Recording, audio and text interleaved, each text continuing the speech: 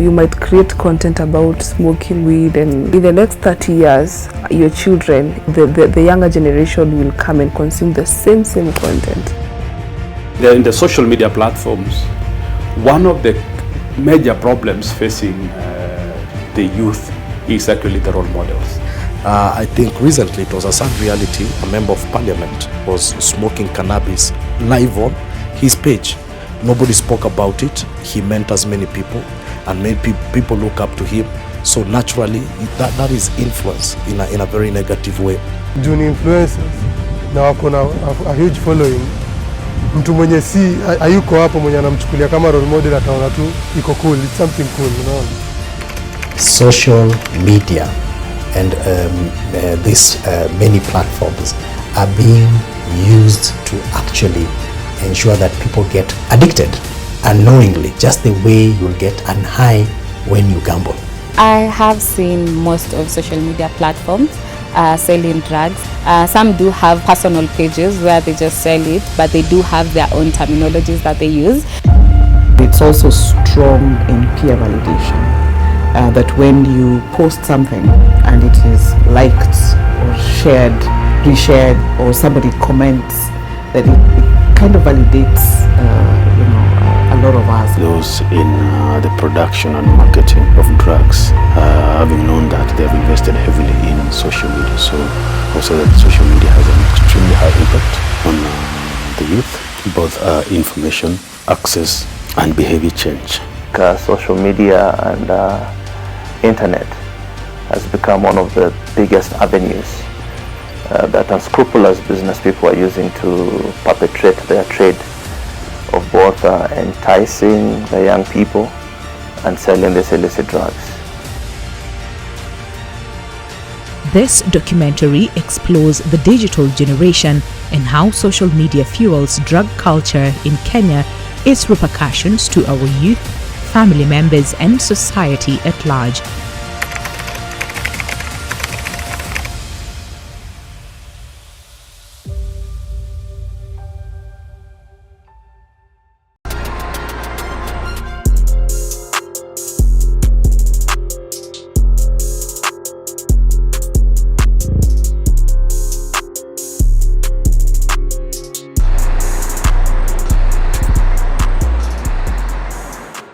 Social media has its very good side, but inadvertently it has become one of the premier sources of risk within the space of alcohol and drug abuse, specifically illicit alcohol and drugs.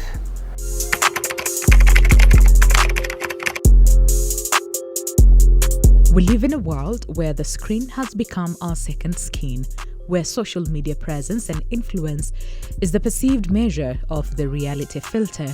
Attention is the most valuable currency.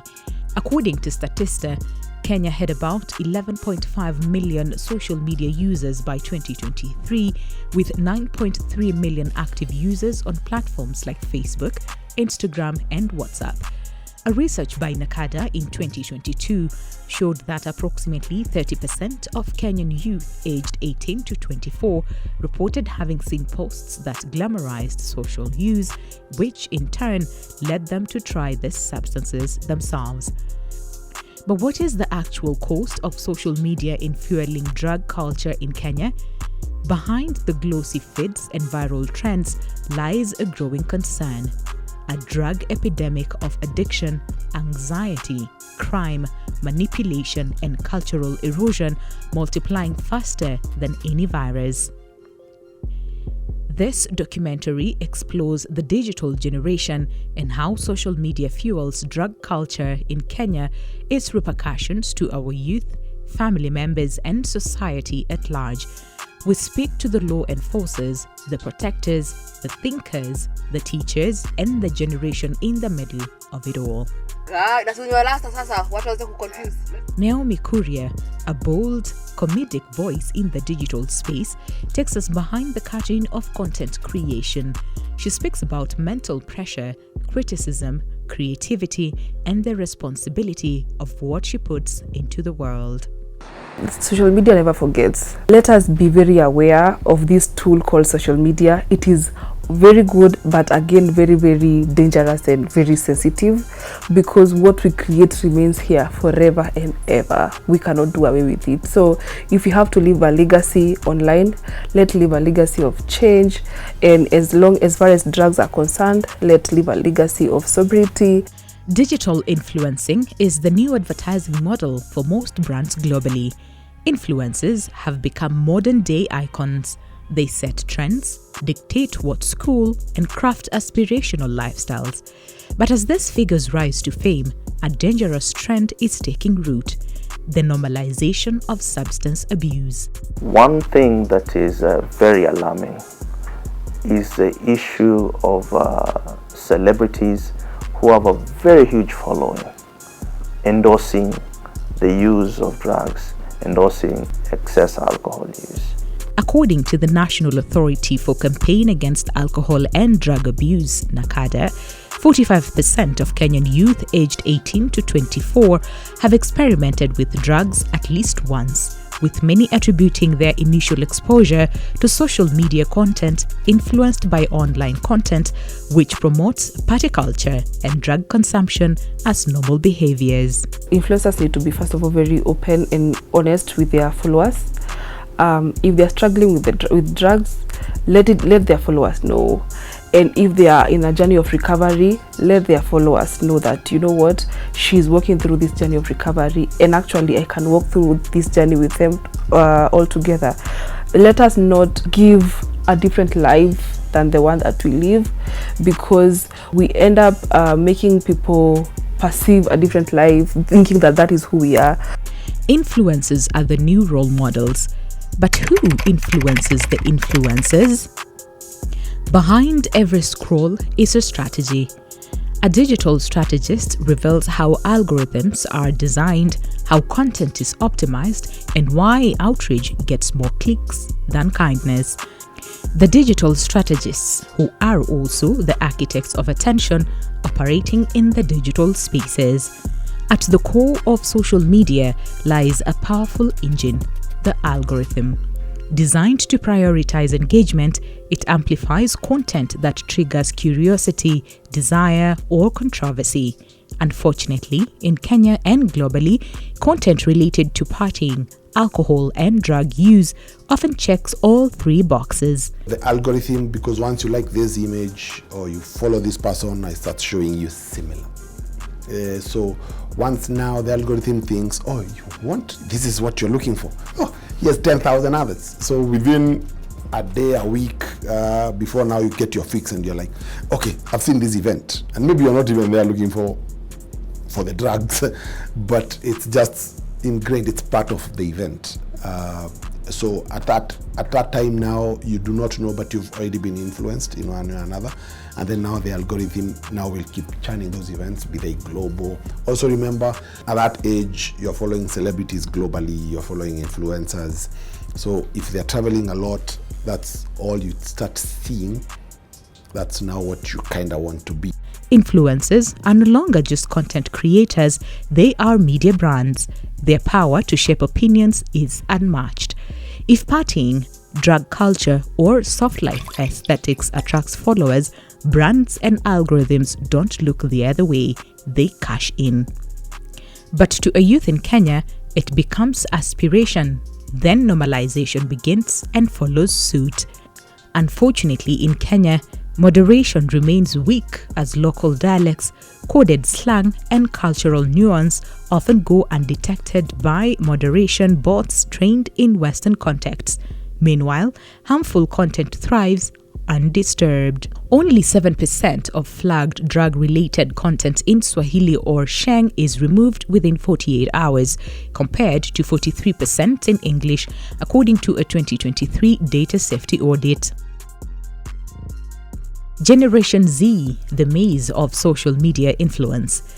They share what it feels like to grow up in a world where your worth is measured with social media platform likes, comments, shares, and tags, and your future shaped by algorithms. A lot of us, as the Gen Z, we tend to follow celebrities, we tend to follow the influencers. Whatever they post, we'll go with that. So if the government works hand in hand with them both, I think they can create awareness that drug is just a substance that has its own negative impacts, and we could also introduce better lifestyle instead of drugs. For Gen Zs specifically, social media isn't just entertainment, it's a lifeline. It's where we communicate, build our identities, and navigate the world. One major way social media fuels drug culture is by making drug use more visible and even glamorous. Influencers, celebrities, and online personalities in Kenya and globally sometimes post content that beautifies drug use. The reality is that Gen Z is often influenced by what we see in our feeds, and in a society where many are still trying to define their identities, this can lead to a desire to mimic these behaviors.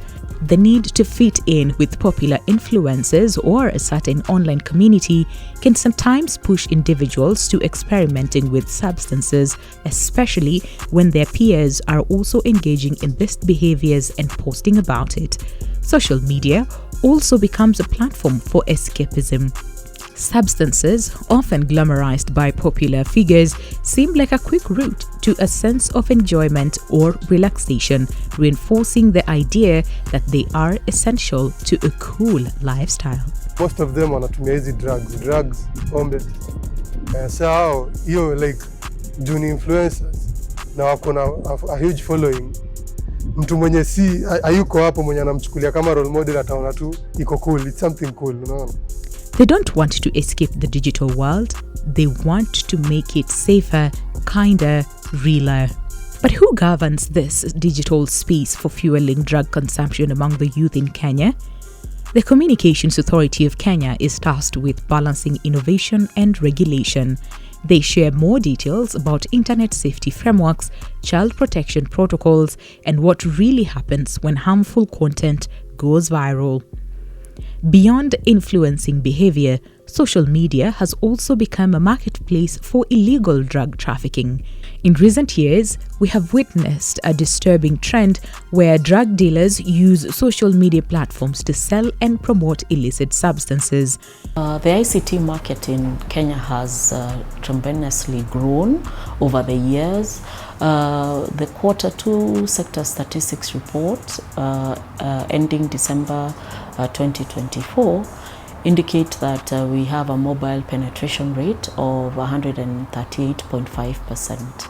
In this regard, access to services such as social media has also grown over the years.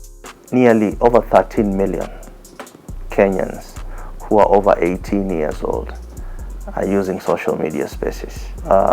Their bare presence there makes them susceptible to be enticed into both commencing the consumption and actually being part of the trade of this illicit alcohol and drugs. Bearing in mind that as a country, over 43% of our population have access to internet.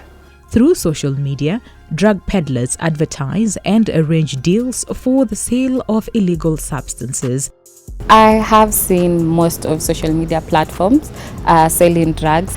Some do have personal pages where they just sell it, but they do have their own terminologies that they use, especially if you are into the drug space. You do have your own terminologies that you have. You also have your emojis that you use to know this is some type of thing that they are selling.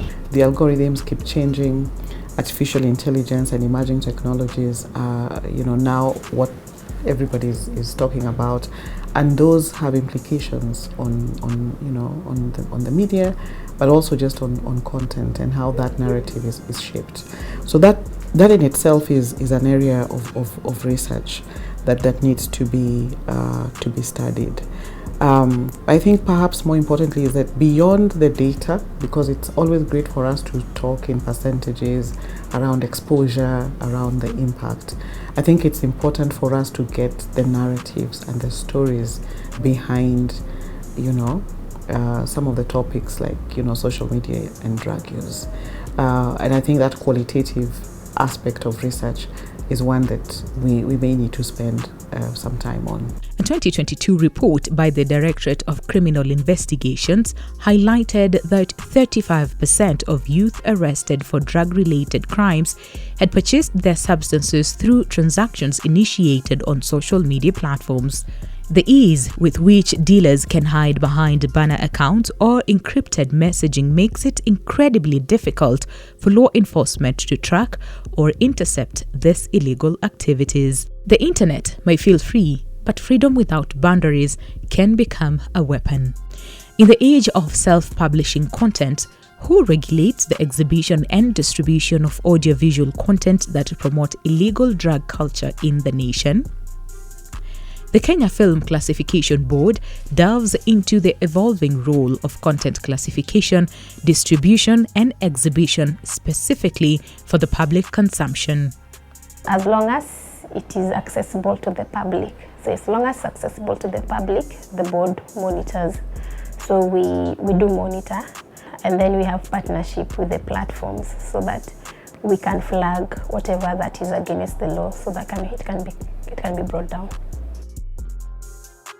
KFCB has launched several awareness campaigns targeting young people to educate them about the dangers of substance abuse and how social media can manipulate perceptions.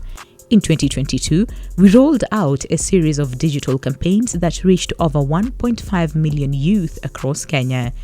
These campaigns included short videos, infographics, and interviews with influencers who have overcome drug addiction, aiming to counter the glamorization of substance use. The digital explosion has outpaced policy, and now the guardians of morality must rewrite their playbook. In the midst of the internet noise, facts fight for attention.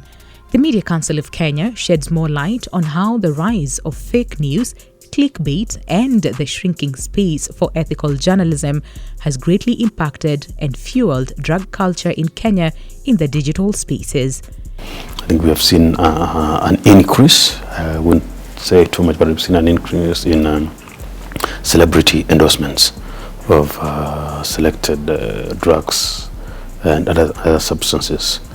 And while it promotes business as a principle of marketing using celebrities and we know popular individuals in the community, it has a tendency to influence the youth and young people to overlook the negative aspects of specific drugs and only look at the positive aspects. How do we teach our youth to discern truth in an era of deepfakes and AI-generated misinformation? These advertisings, because of artificial intelligence and all that, the pop-ups, the adverts that just pop up, you are not deliberately looking for adverts, but these advertisers of drugs have a way of embedding those advertisements and promotions within other content. So when you see them popping up, you see now that is, I think it's almost unfair influence, because the consumers or the users of social media do not deliberately go to an adverts section. They go to read a news story or to follow up on some information, and then they see pop-ups of this nature. In a digital world, media literacy isn't optional. It's survival technique. Spirituality isn't exempt from the digital shift.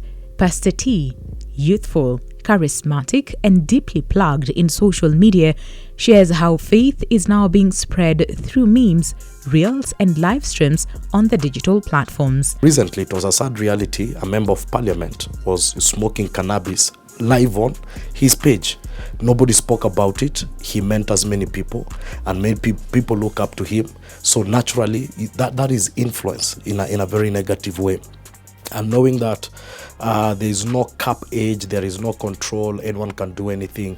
So, and this is the channel of communication. I think the government gave statistics and said around 57 Kenyans on TikTok. So that tells you If TikTok is invaded with anything that's negative, then whatever is being propagated automatically is what the people are consuming. He speaks to the inner void, especially on youth generation, the digital numbness, the craving for identity and belonging among youth, and how, unfortunately, through media, youth are introduced, engaged, consume, and addicted to drug to find their belonging.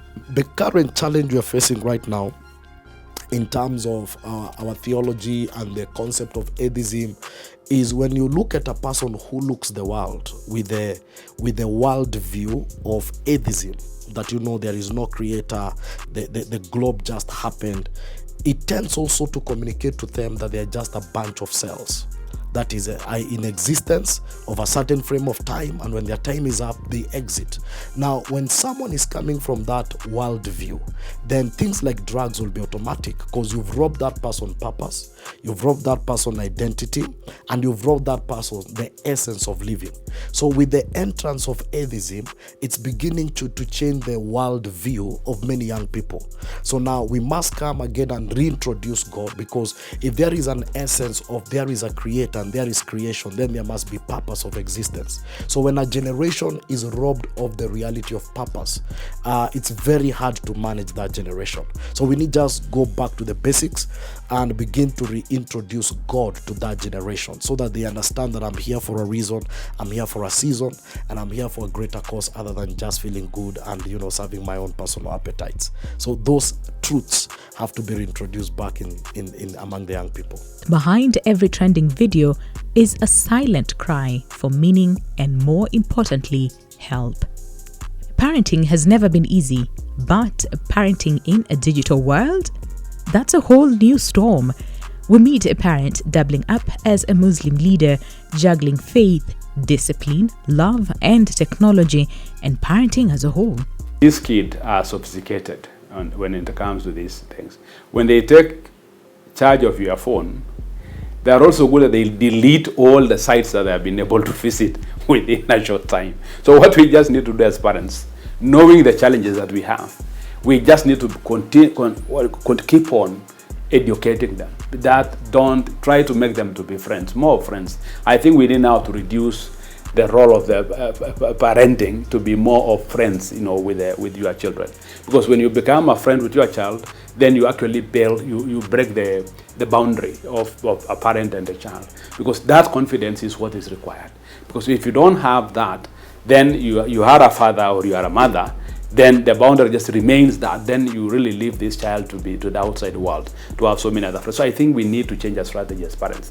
They speak on digital boundaries, moral guidance, and the urgency of preserving spiritual values in an ever-shifting culture to combat and prevent substance abuse, particularly through social media platforms. You can actually be a very, very good person by just taking tea or coffee and just living right without necessarily getting yourself in trouble or causing yourself to putting yourself in a dilemma. We need to build a community. We need to build a country, and therefore we have to seek solace and protection from our places of worship. To the parents, it is very important that we be present in the lives of these young people, so that we understand who they are talking to, what they are up to, including from time to time trying to ascertain what they are doing online. In a world full of voices, it is the home that must be the loudest truth.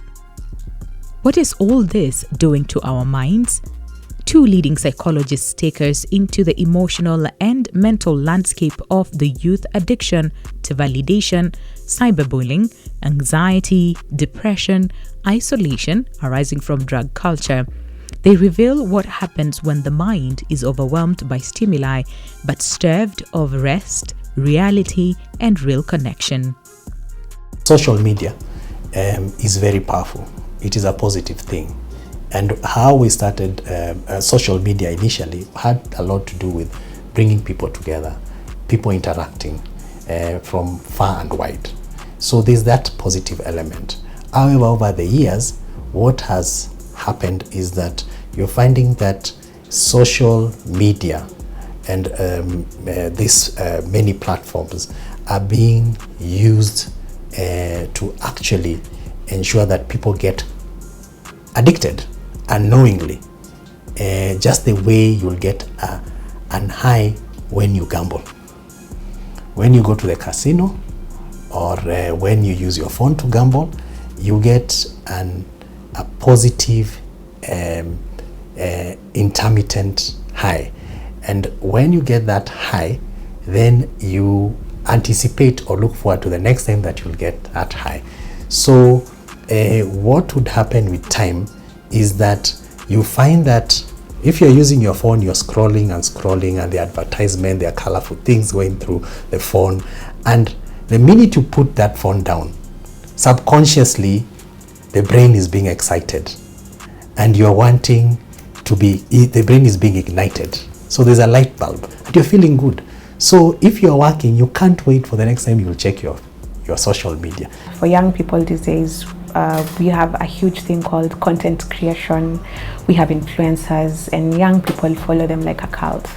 So it is basically the way, whatever they pick up from what the content says, the agenda of the content, that drives their psychological well-being.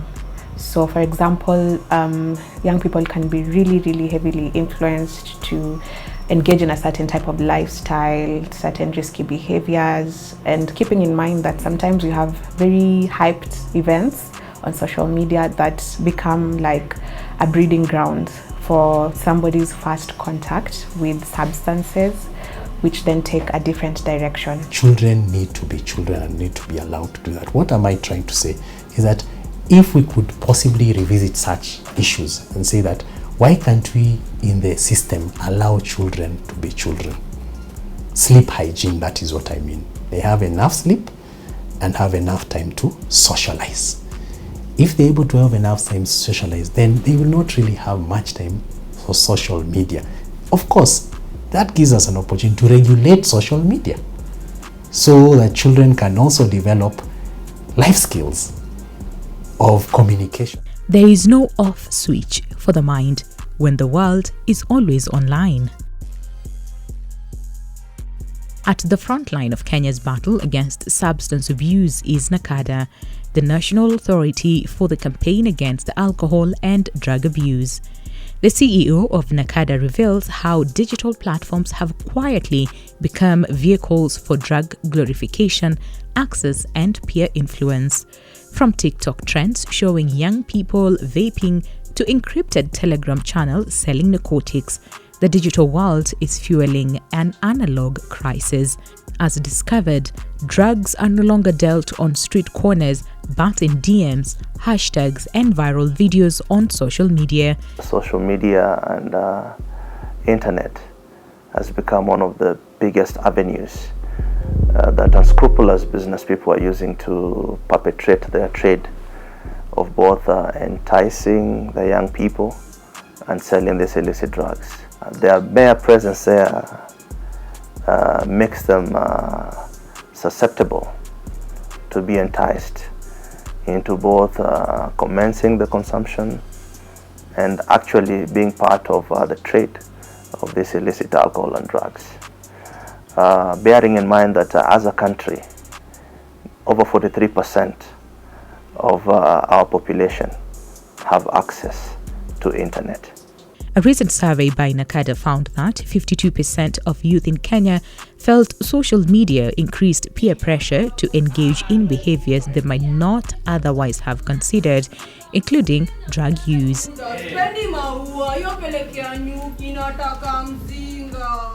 Many of these individuals cite the desire to be accepted and fit in with their peers as key motivators. In Kenya's urban areas where social media usage is most concentrated, drugs like marijuana and alcohol are often associated with a cool lifestyle. According to the 2019 Kenya National Survey on Alcohol and Drug Abuse, 14% of high school students in Kenya reported using alcohol and 6.7% reported using cannabis. Social media often amplifies these behaviors, creating a cycle of imitation and participation that leads to an increase in drug use among youth. The digital age is not the enemy, but the question remains, how will we control it? For the people who have messed themselves up, they have found themselves in drugs, they can still have an opportunity of living right life. So I want to encourage all of us that we become brothers, sisters, fathers, guardian kind of keepers. So whenever that things are not working, we become the people who can actually rescue one another, because by so doing, we build a strong and a focused community, not only for us, but for generations to come. Our call to action is the fact that the survival of this country can be impeded by this alcohol and drug abuse. So it is a responsibility of every Kenyan, wherever you are, in every small way, to help in the fight against alcohol and drug abuse.